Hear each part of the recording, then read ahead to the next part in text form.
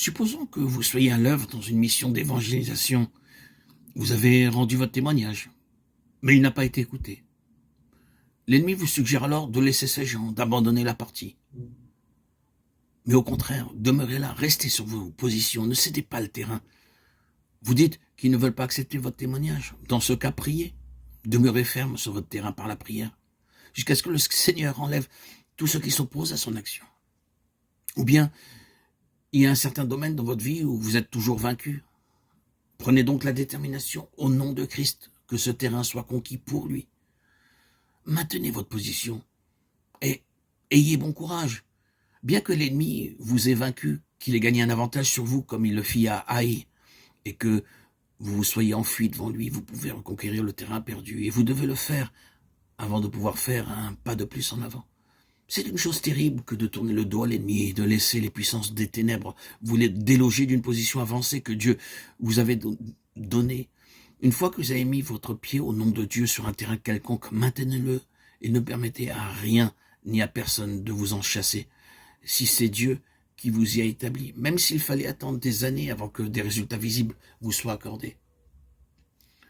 Si vous avez en vue un certain objectif que vous devez conquérir par la prière, ne cédez pas jusqu'à ce que cet objectif ait été atteint.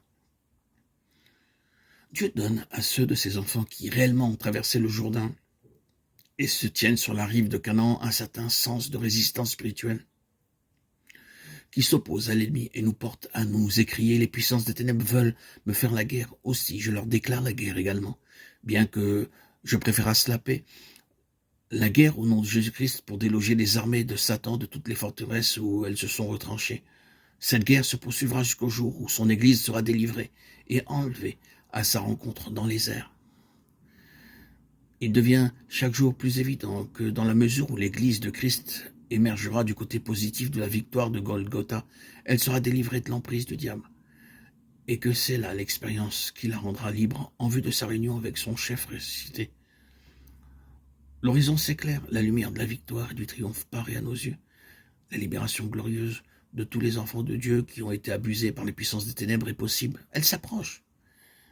Fixez vos yeux sur le Seigneur ressuscité. Le chef des armées de l'Éternel n'a jamais encore perdu une bataille et il s'apprête maintenant à conduire son Église au combat. L'appel se fait entendre. Debout, enfants de Dieu, au nom du vainqueur. Debout, au nom de celui qui est mort au calvaire. Debout. Le divin capitaine veut nous mener à la victoire. Que vos regards se portent sur lui seul. Tenez-vous ferme sur le terrain où vous avez posé vos pieds. Ne cherchez pas à rassembler vous-même les soldats dispersés. C'est le Seigneur qui fera entendre le cri de ralliement.